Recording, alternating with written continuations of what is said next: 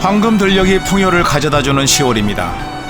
567년 전 이 무렵 세종대왕은 훈민정음을 세상에 널리 알렸습니다. 그리고 오늘 늦은 나이에도 한글을 배우기 위해 책가방을 맨 이가 있습니다.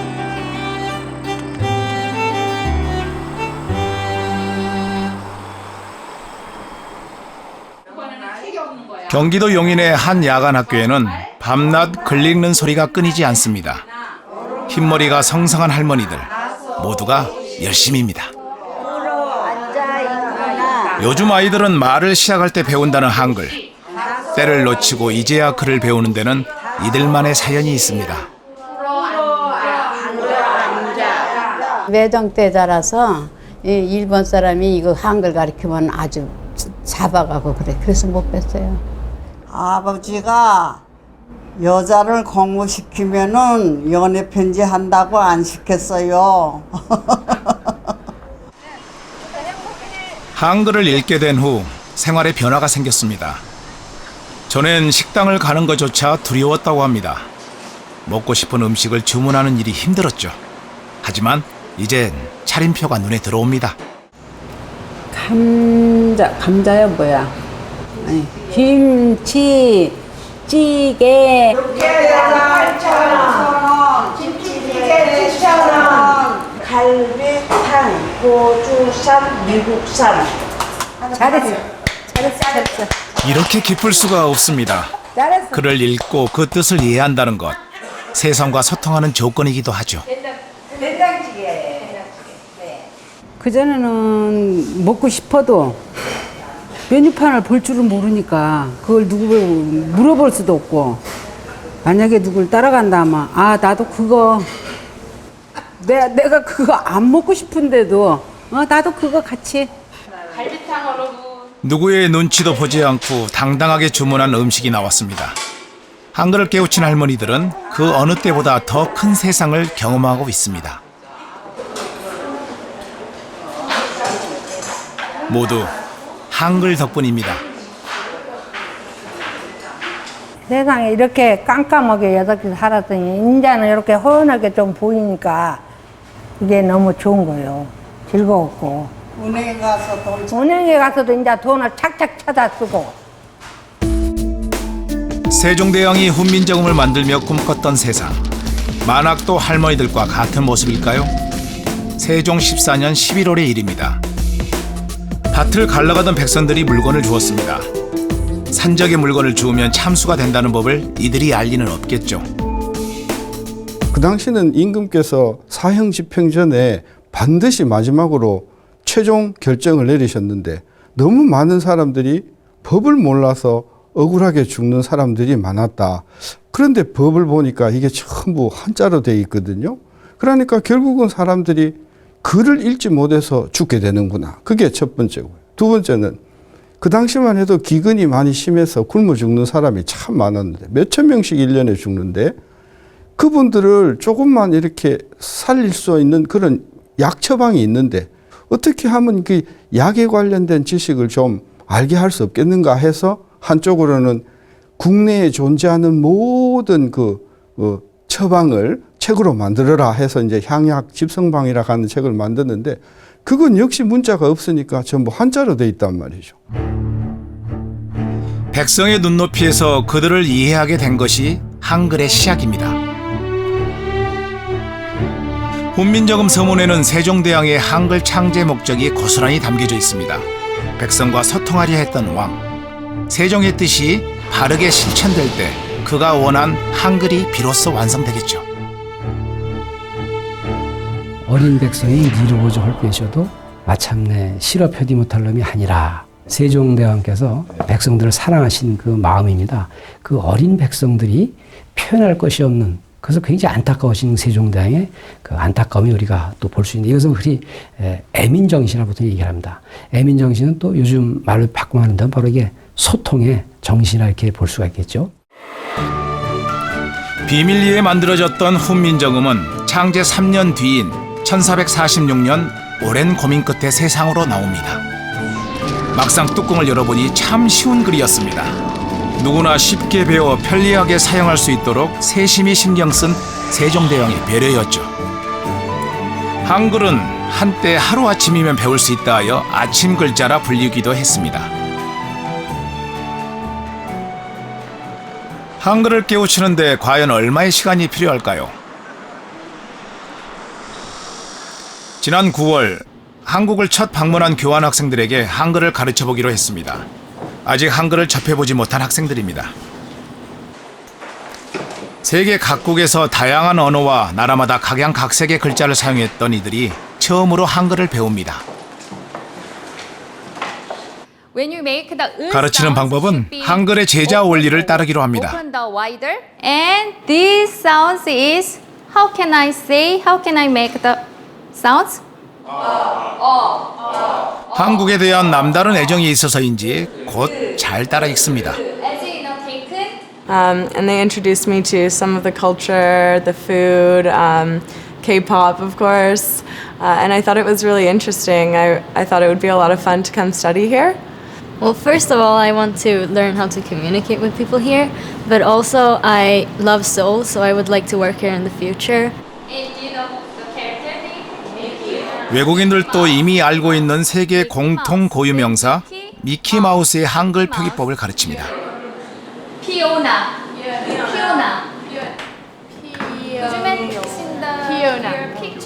이렇게 배우면 한글이 더 쉽게 와닿을 겁니다. 더욱이 익숙한 발음이 그대로 한글로 표시된다는 것이 신기하겠죠.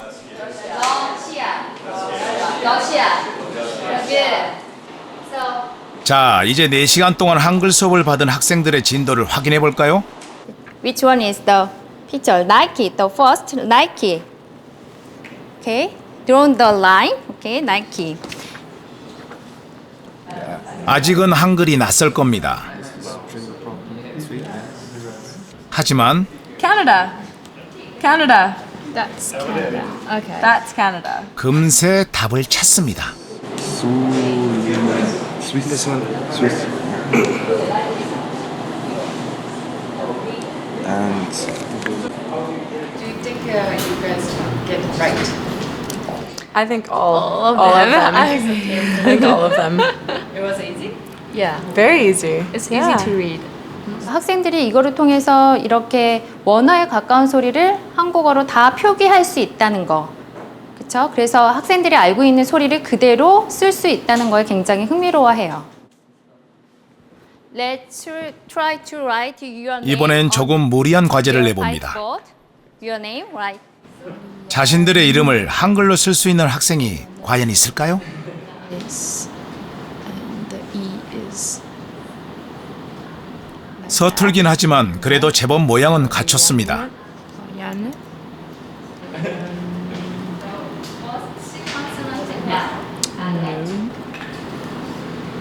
쓰는 게 읽는 것보다 어려운 것이 당연한 일입니다.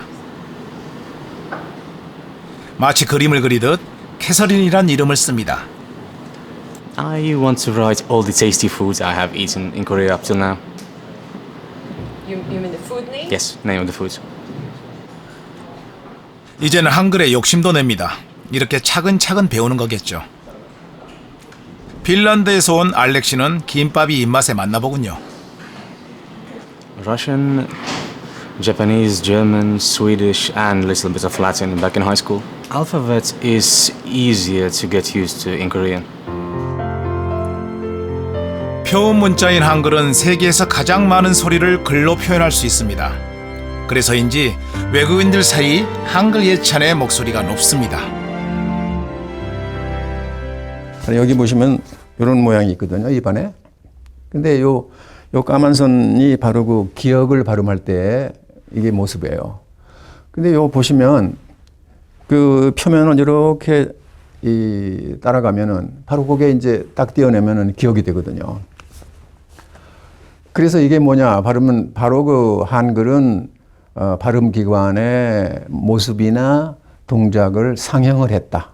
그대로 그렸다 그런 얘기죠. 그렇기 때문에 그게 무슨 뜻입니까? 그러게 되면은 이거는 한국 사람들의 이 글자일 뿐 아니라 이런 모습은 이 기억 K를 발음하는 모습인데 이게 뭐 세계 모든 언어의 모든 민족의 그 K와 G를 발음할 때 이게 작동하는 그런 모습이에요. 그렇기 때문에 그게 무슨 뜻이에요? 그러면 이거는 만국 공통의 이게 요소입니다. 한글 컴퓨터 자판은 왼손과 오른손으로 자음과 모음을 번갈아 칠 수 있어 효율적입니다. 또 0에서 9까지 숫자 배열과 같은 휴대폰 3, 4 자판 문자 입력에도 한글은 뛰어난 능력을 발휘합니다. 디지털과 한글이 잘 어울린다는 증거입니다. KBS로 특별한 분들을 초대했습니다. 평소 휴대폰 문자에 익숙치 않은 60대 이상의 영어권, 일어권, 그리고 한국어를 대표하는 어르신들입니다. 먼저 자국의 휴대폰 문자 입력 방식을 3, 4 자판에 맞춰 각자 사용법을 알려드렸습니다. 동일한 조건에서 어떤 문자가 빨리 작성될 수 있을까요? 입력해야 할 글은 책을 읽다와 같은 뜻을 지닌 각국의 언어입니다. 그럼 시작해볼까요?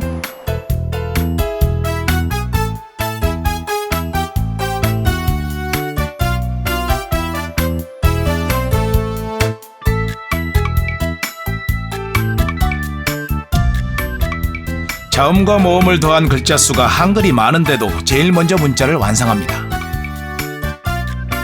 그리고 두 번째로는 일어가, 곧이어 영어 알파벳이 휴대폰 문자 입력을 끝마쳤습니다.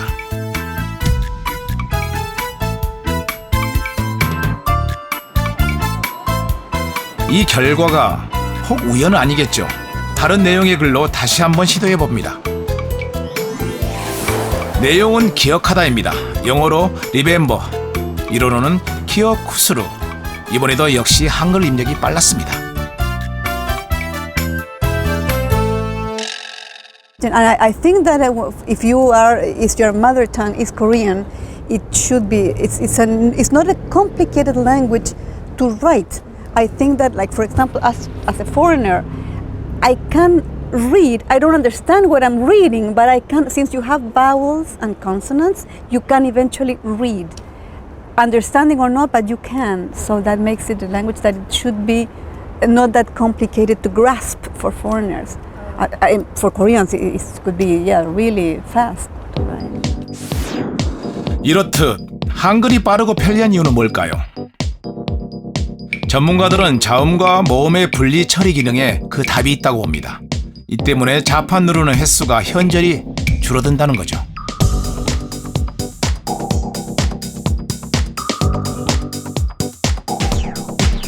일본어의 경우 히라가나의 첫 줄만 휴대폰에 표시되어 있습니다. 메리라는 글자를 입력하기 위해서 마야를 순서대로 누릅니다. 모두 4번을 눌러야 하는군요. 결국 자음과 모음을 더한 글자 수가 한글이 많음에도 불구하고 자판 누르는 횟수가 적어 빠를 수밖에 없습니다. 우리나라 문자 한글하고 그다음에 알파벳 영어자하고 이렇게 비교를 해보면 이게 그 알파벳 영문자들은 이게 과학적으로 처음에 누가 어떤 계획하에 만들어진 문자가 아니기 때문에 상당히 모음의 수도 제한이 돼 있고 그다음에 문자를 배열하기도 이게 굉장히 어렵습니다. 그런데 우리는 철저하게 자음과 모음을 분리해서 저희가 배열을 할 수 있고 왼손과 오른손을 자음과 모음을 다 역할을 분담을 시켜가지고 이렇게 할 수 있기 때문에 결국은 굉장히 우리가 타자를 쉽게 할 수 있고 자기 생각을 빨리 전달을 할 수가 있고.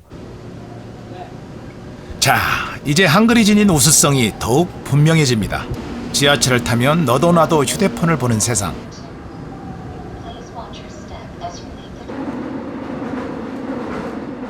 끊임없이 정보 교류가 이루어지는 디지털 시대에 한글의 역할이 더욱 돋보일 수밖에 없습니다.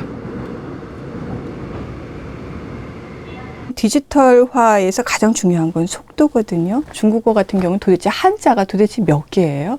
그 많은 한자를 일단 로마나이즈 한 다음에 입력을 해야 되잖아요. 근데 우리는 바로 예외 없이 그야말로 발음 나는 대로 그냥 입력해서 정보를 디지털화해서 문자를 전송할 수도 있고 어떻게 보면 이 작고 못 살던 나라가 전 세계적으로 어떤 경제적인 부국이 될 수 있었던 그런 가장 그 튼실한 밑바탕이 될 수 있었다고 생각을 합니다. 훈민정음의 제자 원리는 지금 이 시대와도 통하고 있습니다. 1996년 미국에서 공부 중이던 한 대학생이 천지인을 이용해 한글 문자 입력 방식을 개발했습니다. 당시 철없는 외국 학생들에게 니네는 글자도 없냐며 받은 놀림이 불씨가 된 거죠. 요즘에는 이렇게 점을 안 쓰지 않습니까? 작은 짝대기를 쓰니까 그거를 점으로 바꾸면은 이게 세 가지, 그러니까 세로 짝대기, 가로 짝대기, 점만 가지고선도 모음을 조합할 수 있네. 아, 이게 참 진짜 대단한 거구나, 한글이란 게. 600년 전에 어떻게 이런 생각으로 또 이런 원리를 가지고 했을까. 하늘과 땅과 사람을 형상화한 천지인은 21개의 모음의 기본자입니다. 또한 사람의 소리에서 찾은 오행의 이치를 바탕으로 그 모양을 본뜬 19개의 자음. 천지인 한글 입력 방식은 훈민정음 제자 원리의 축소판입니다.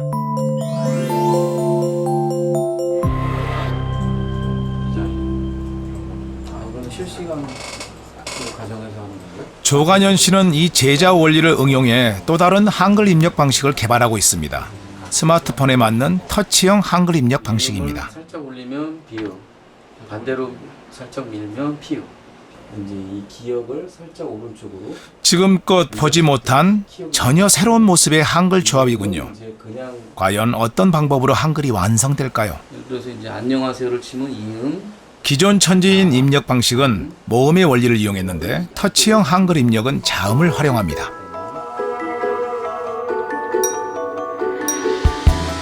소리 낼 때 입모양을 옮긴 기본 자음 5자를 기준으로 천지인의 새 모음을 더해 틀을 만들었습니다. 기본 자음이 움직이면 파생돼 나온 또 다른 자음이 발생하는 형식입니다. 모음도 같은 원리입니다. 기존에 제가 천지인을 개발했을 때는 이 손으로 이렇게 눌러서 입력하는 그런 시대였는데 지금은 이제 소위 터치 시대라고 바뀌어서 옛날에 저희 선비들이 보면은 이제 붓글씨를 막 연습을 할 때 보면은 점이 있고 획이 있지 않습니까? 그래서 이것도 점과 획을 다 쓸 수 있는 겁니다. 이렇게 손으로 이렇게 터치를 할 수 있고 획처럼 이렇게 그을 수도 있는 겁니다. 훈민정음 제자 원리엔 세상 만물, 음양 오행의 이치가 담겨져 있습니다.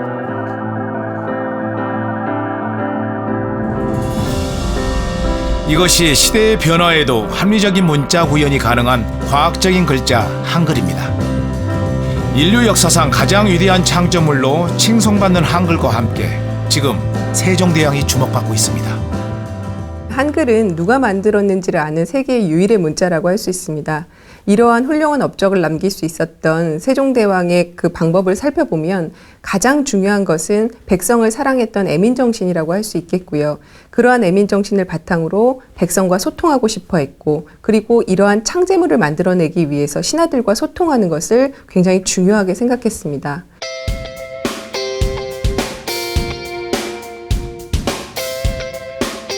세종대왕이 쉬우면서도 과학적인 글자를 탄생시킨 이면엔 소통하고자 하는 강한 의지가 있었습니다. 그에게 소통은 곧 창조였습니다.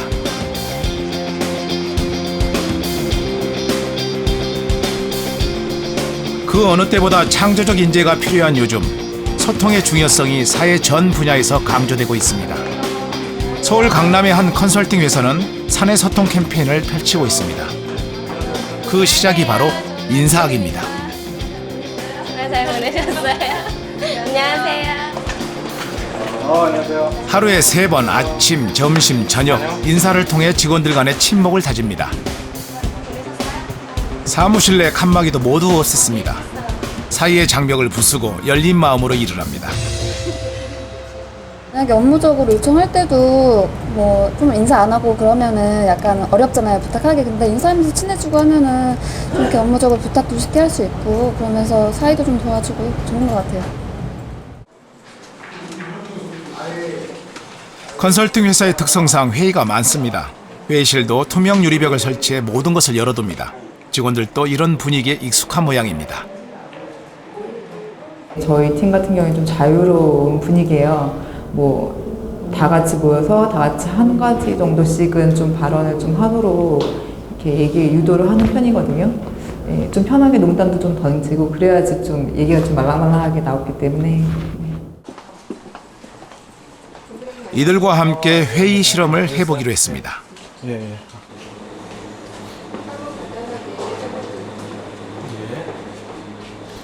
회의 진행자에게만 상반된 두 가지 회의 진행 방식을 설정해 줬습니다. 구성원들이 거기에 대해서 이해한 정도가 동일한지에 대한 내용 설명을 하게 됩니다. 그래서 두 가지 그룹의 그 다른 실험을 하게 될 텐데 회의를 진행하시는 분이 부정적인 표지들을 통해서 실제로 회의를 진행하시는 경우와 아니면 긍정적으로 독려하는 형태의 회의를 진행하시는 경우 두 가지로 나누어서 실제 그 두 그룹에서 나타나는 정보의 공유량, 본인이 생각할 때 정보의 공유량이 어떻게 변하는가에 대한 것을 보려는 실험입니다.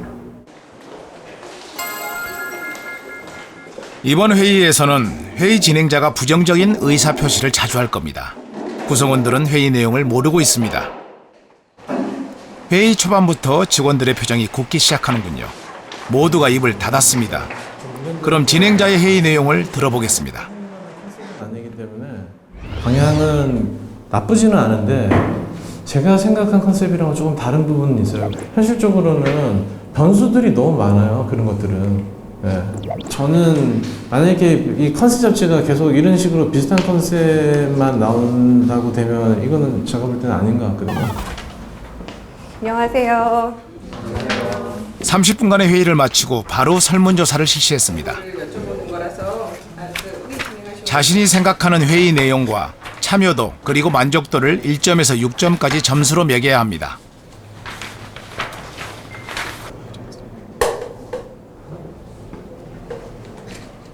준비해온 자료가 다 부정적인 반응을 보이시니까 제가 준비해온 것도 다 얘기 못하고 왁자지껄 한 게 원래 그러니까 저의 회의의 스타일인데 조금 그냥 좀 소극적인 대화였던 것 같아요. 세종대왕이 즉위하면서 처음 꺼낸 말이 의논하자였습니다. 과연 그는 어떤 회의를 했을까요? 한국학 연구를 해온 박연모 교수는 실록을 통해 세종대왕의 회의를 복원하는 작업을 하고 있습니다. 특히 세종대왕의 습관을 통해 그의 회의 방식을 연구하죠. 두드러지게 나타난 특징은 긍정적 화법입니다. 상대방의 말에 긍정적인 반응을 보입니다. 신하들의 속마음을 다 이야기하게 한 다음 자신의 판단을 말합니다. 세종의 성격 또 이제 그런 습관 노트를 가지고 본다면 세종은 우선은 자기 말을 아끼는 사람입니다. 말을 질문을 던져서 경청을 합니다. 그래서 상대방 말할 때 아주 그 적극적 공감적 반응을 보여서 의견을 다 나오게 한 다음에 바로 좋은 의견을 놓치지 않습니다. 경의 말이 아름답도다라고 해서 의견을 바로 힘을 실어주는 특징을 갖고 있습니다. 세종 표현처럼 좋은 의견이 나오면 땅에 떨어지기 전에 잡아서 시행하라 라는 말처럼 그래서 적극적으로 힘을 실어줘서 그것이 바로 이제 성과로 나타나도록 하는 것. 이제 이게 세종의 그런 그 습관에서 보여지는 특징입니다. 부정적 표제 회의 5시간 후 구성원들과 같은 내용으로 회의를 합니다. 하지만 이번엔 진행자가 긍정적인 의사표시를 계속해 보입니다. 이전 회의와 확연히 달라진 분위기입니다. 자신의 의견을 소신껏 이야기하고 또 열심히 듣습니다. 더 나아가 활동적인 구성원들과의 모습 보기에도 좋군요. 행사 때 언제 찍힌지 모르는데 자연스러운 표정이에요. 양 팀장님은 되게 그게 고민이 많았었어요. 진행자의 화법에 따라 회의의 모습이 달라질 수 있다는 것, 모두가 공감하는 사실이죠. 부정적 표지 회의 후 이루어진 조사와 동일한 내용으로 구성원들에게 설문을 했습니다. 회의의 만족도는 당연히 긍정적 표지 회의가 높습니다. 참여하는 인원들이 의견을 많이 낼 수 있도록 그런 분위기를 만들어주는 게 되게 좋다고 생각을 해요. 왜냐하면 그러니까 그런 분위기를 만들어줘야지 편안한 분위기에서 그 사람들이 자기 의견들을 제시할 수가 있기 때문에 토론이거나 회의 자체가 본인들의 의견을 원활하게 제시하는 과정에서 뭔가를 도출해낼 수 있는데 만약에 그런 분위기를 리더하는 사람이 만들어주지 못한다면 솔직히 그거는 의미가 없잖아요. 그래서 저는 제일 중요시하게 생각을 하는 게 어떤 그러한 분위기를 만들어서 많이 의견들을 만들어줄 수 있도록 그렇게 하는 거를 제가 제일 중요시하게 생각하고 있죠. 부정표지 회의에선 구성원 전원이 일정한 방향을 가지고 있지 않다고 답한 반면 긍정표지 회의에선 방향성을 가지고 있다고 전원이 생각의 변화를 보였습니다. 회의 진행자와 참여자 간의 이해관계에 있어선 두 회의 모두가 일치성이 떨어집니다. 긍정적 표지 회의에서도 이해도가 높지 않은 이유는 무엇일까요? 자, 본부장님 정답입니다. 맞춰보십시오. 어떻게 생각하시는지. 자, 2번은 저는 제 정답은 1번입니다. 틀리신 분이 누구세요? 2번은요? 대부분이 다 많이 틀리셨네요. 사실 솔직하게 말씀드리면 아까 회의에서는 어떤 그런 의도의 멘트라든지 아니면 그런 목적의 어떤 내용들을 들려주시진 않으셨어요. 회의 전 진행자에게 회의의 목표와 방향을 정하게 했습니다. 회의 후엔 진행자가 가진 내용이 구성원들에게 잘 전달됐는지 확인해 봤습니다. 많은 이들이 다른 답에 표시를 했네요. 4번에 같은 경우는 저는 그 얘기를 갖다가 분명히 단어적으로도 얘기를 했다고 생각하거든요. 연 팀장님은 왜? 연 팀장님 틀리시면 안 되는데 이거? 긍정 표지 회의가 다양한 구성원의 의견을 적극적으로 이끌어내는 데는 효과적이었습니다. 하지만 참여자의 생각을 일치시키는 데는 부족함이 있습니다. 왜 제가 1번으로 했냐면요. 이건 어차피 아까 제가 말씀드렸지만 어쨌든 회사 간 거예요. 회사 간 거야. 그러니까 어쨌든 회사 간 거기 때문에 단순히 말을 많이 하고 단순히 듣기만 하고 이런 단순한 작업들이 아니라 회의는 교류의 작업들이기 때문에 상대가 이야기한 의도를 정확하게 확인하는 작업들은 반드시 있어야 되는 작업들이죠. 그러니까 이 작업들이 이루어져야지만 효율적이고 빠르게 정확한 결론으로 도달할 수 있다는 것을 꼭 기억해야만 합니다. 세종대왕은 한글뿐만 아니라 위대한 발명품을 여럿 후세에 남겼습니다. 집현전 학자들과의 긴 회의를 통해서 이뤄낸 업적이겠죠.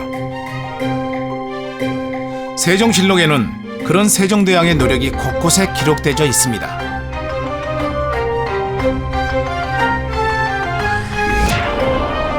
여기서 효과적인 결과를 유도하는 세종대왕의 회의법을 발견합니다. 하는가? 바로 질문입니다. 그가 하는 대부분의 말이 질문과 질문으로 꼬리를 뭅니다. 이뿐만 아닙니다. 모든 이들의 의견을 듣고도 마지막으로 다시 확인하는 습관이 몸에 배어 있습니다.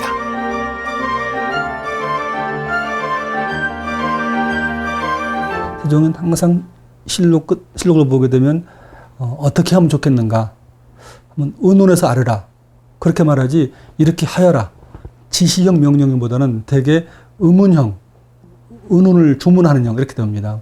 그래서 세종은 꼭 원문을 보게 되면 하여 가 어떻게 하면 되겠는가 어떻게 하면 좋겠는가 이런 말을 자주 나옵니다.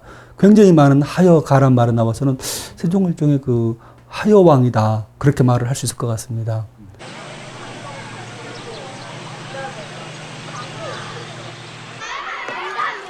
세종대왕의 질문하는 습관은 어렸을 때부터 만들어진 것이라고 합니다. 만약 요즘 아이들에게 이런 질문하는 습관을 가르친다면 아이들은 어떻게 달라질까요?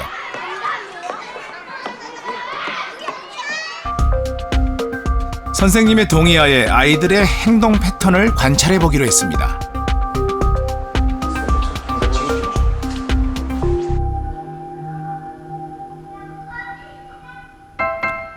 44세 아이들은 유치원에서 처음으로 또래 친구들과 또 선생님과 관계 속 소통을 알아갑니다.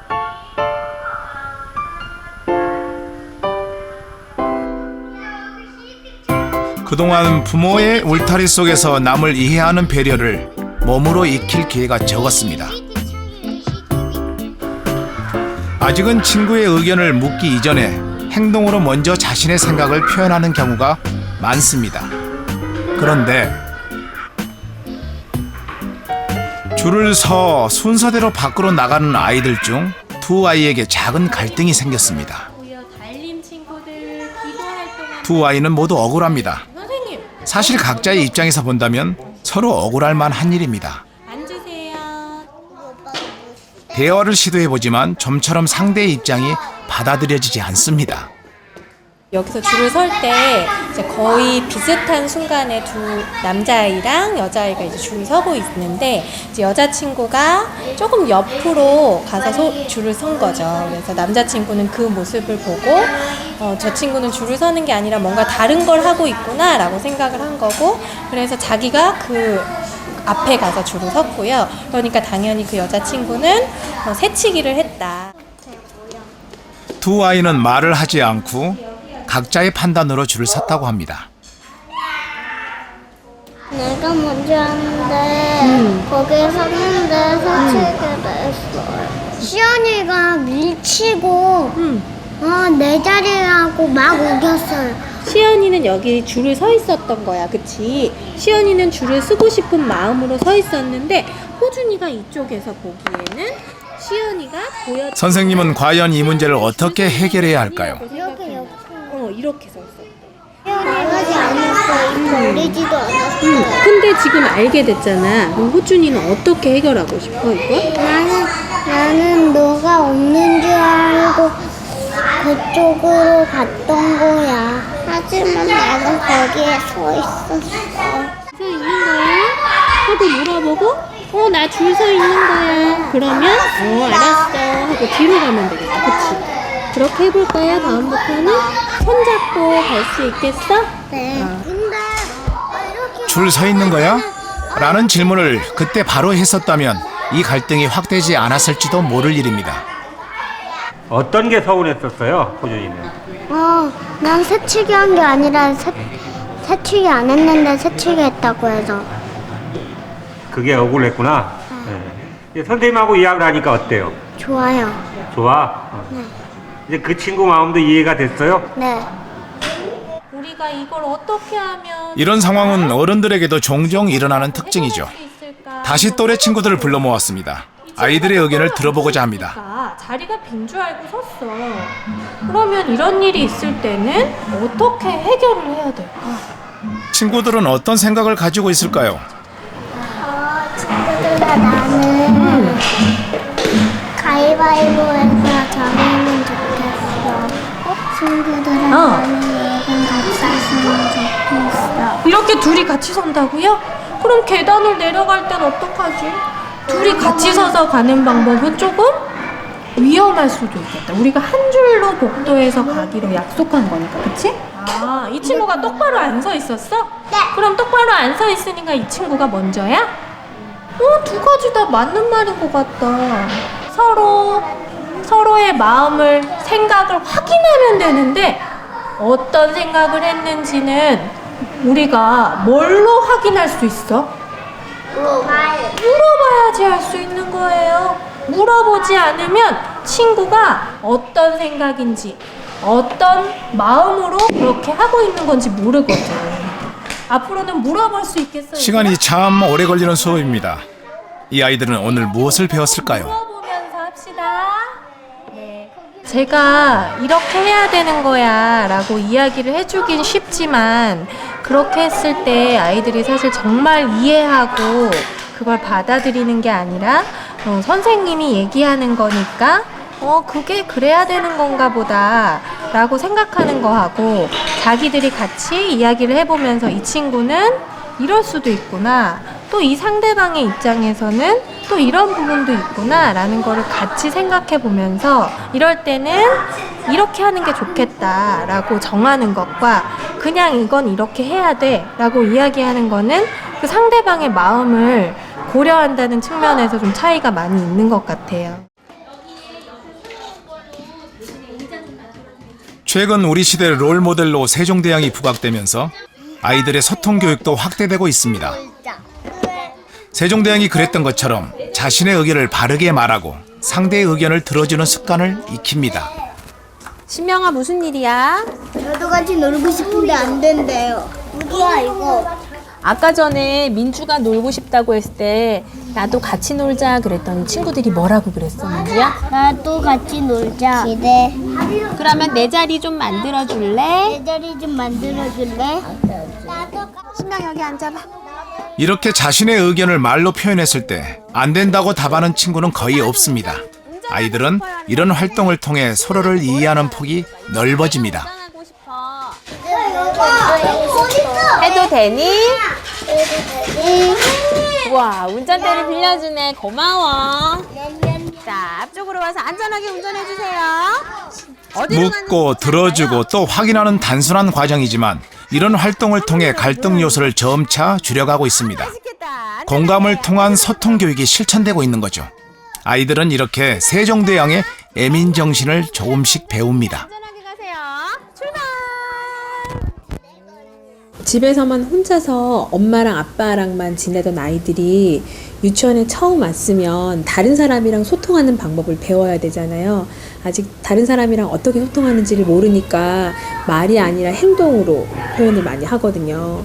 불편한 게 있으면 친구를 밀었다거나 아니면 그냥 몸으로 이렇게 밀다거나 그런 아이들한테 친구가 옆으로 조금 가줘 그런 거를 말로 표현하는 방법을 알려주면 다툼도 훨씬 줄어들고 아이들끼리도 훨씬 소통이 언어적인 소통 아니면 행동적으로도 소통이 많이 되니까 효과가 많이 있는 것 같아요. 선생님들은 한 달에 한 번 아이들의 발달 상황을 확인합니다. 행동에서 보이는 변화를 1에서 5단계로 나눠 표시하죠. 5단계로 올라갈수록 활발한 활동을 의미합니다.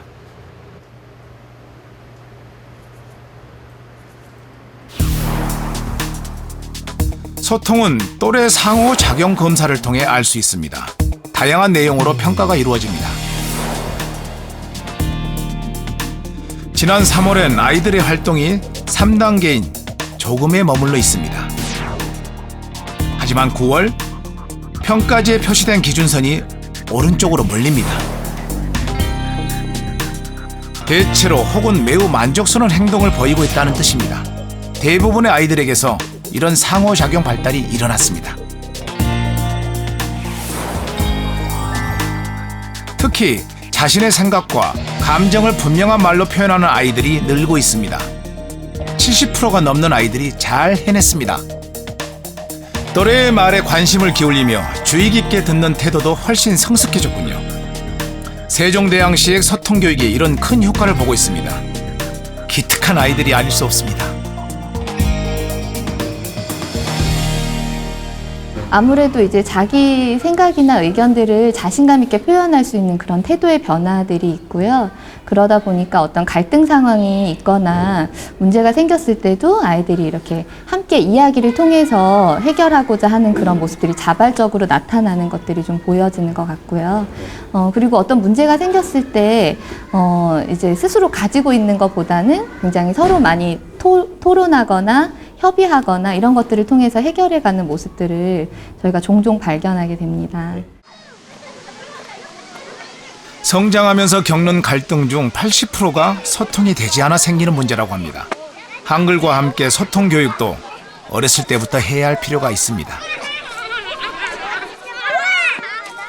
그 언어 능력을 갖춘다는 것은 뭐냐면 자기가 세상을 이해를 한다는 거거든요.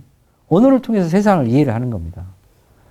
그러면 아이들이 어릴 때 내가 남들하고 어떤 방식으로 소통을 하느냐에 따라서 결국은 그 애가 커서 똑같은 방식으로 남들과 소통을 하게 되는 거거든요.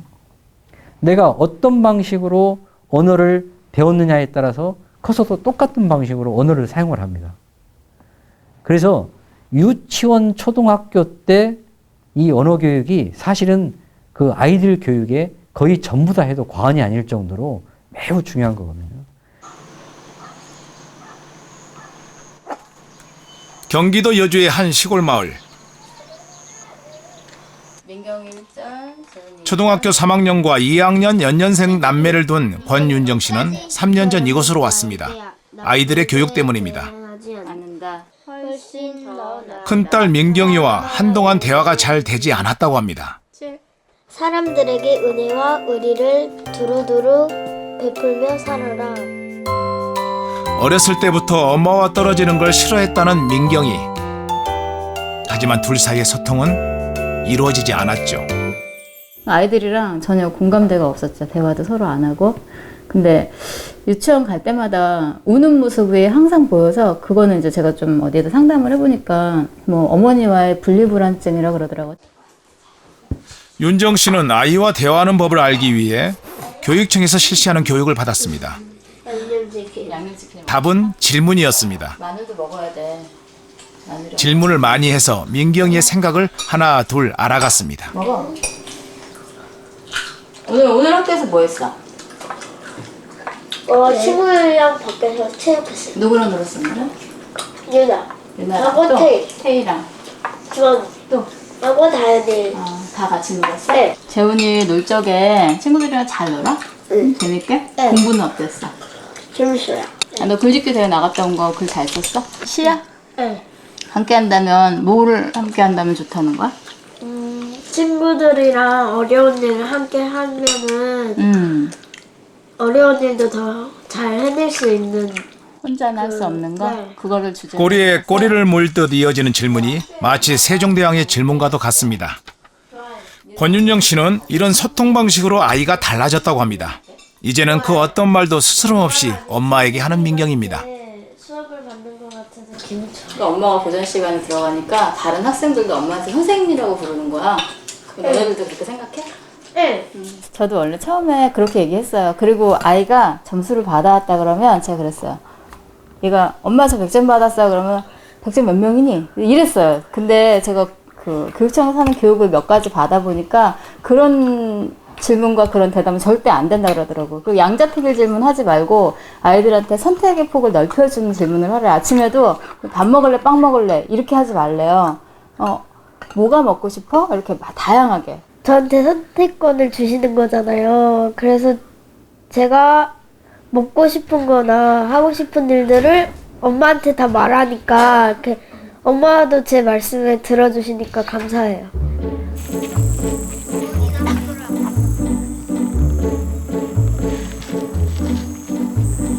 풍요로운 수학이 이제 이루어지려고 합니다. 바로 말하고 잘 듣고 다시 확인하고 누구나가 다 알고 단순한 것 같지만 이 단순한 소통이 사람의 성격을 바꾸고 변화시킵니다. 그리고 이것이 세종대왕이 거둔 위대한 업적이 아닐까 합니다.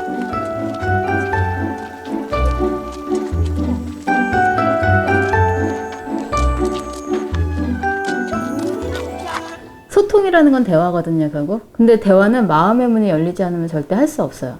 그래서 아이한테 마음의 문을 열어주기 위해서 같이 춤을 추고 네가 하고 싶은 게 뭐냐 항상 저는 먼저 물어봐요. 너 가장 하고 싶은 게 뭐니? 그러면은 오늘은 엄마랑 밖에 나가서 배드민턴을 치고 싶다 그러면은 특별한 일이 아니면 해주려고 노력을 해요. 같이 하면은 마음을 여는 게 보이더라고요. 그러면서 하루에 있었던 일을 묻지 않아도 어느 순간 얘기하기 시작하고 지금은 이제 굉장히 많이 잘하는 편이고요. 세종대왕이 훈민정음을 창제하면서 꿈꾼 세상은 물이 흐르는 것처럼 통하는 소통하는 사회입니다. 나란 말씀이 중국에 달아 문자와로 서로 사마띠 아니할세. 사마하다가 바로 그 당시에 소통, 유통이란 말입니다. 흥미로운 것은 사마하다란 말, 그 밑에 한자가 표기 뭐냐면 그 마음을 상대방에게 절실히 전달하는 것이라고 되어 있습니다. 말을 전달한 게 아니고 마음이 절실하게 전달되는 것, 사무치게 전달되는 것, 이게 소통이라는 거예요. 사마하다가. 훈민정음은 그 사마하는 나라, 서로 마음을 사무치게 주고받을 수 있는 그런 소통 수단을 만드는 것이라고 볼 수 있겠죠. 세종대왕 사후 563년. 한글은 더없이 위대한 문자로 전 세계적으로 인정받고 있습니다. 또 그의 소통 방법은 이 시대를 살아가는데 새로운 해법을 던져줍니다. 지금 세종대왕이 한글을 만들며 꿈꿔왔던 사회로 나아가고 있는지 다시 한번 고민해 봐야 하지 않을까요? 세종대왕께서 왜 한글을 만들었을까? 여기서부터 우리는 시작을 해봐야 된다고 생각하거든요. 우리는 한글이라고 하는 온 인류사에서 가장 위대한 문자를 가지고 있습니다. 그런데 한글이 위대한 문자임에는 틀림이 없지만 우리가 그걸 가지고 뭘 하고 있는가? 이거에 대해서 한번 진지하게 고민을 해봐야 될 때가 됐다는 거죠. 언어가 가지고 있는 그 가장 중요한 목적 중에 하나는 소통이지 않습니까? 그러면 이 한글이 가지고 있는 위대함, 문자로서의 위대함, 이것을 소통의 위대함, 그걸 가지고 더 근본적인 목적인 소통의 위대함으로 우리가 어떻게 끌고 갈 것인가 하는 것들을 우리 국민 모두가 한번 고민을 해봤으면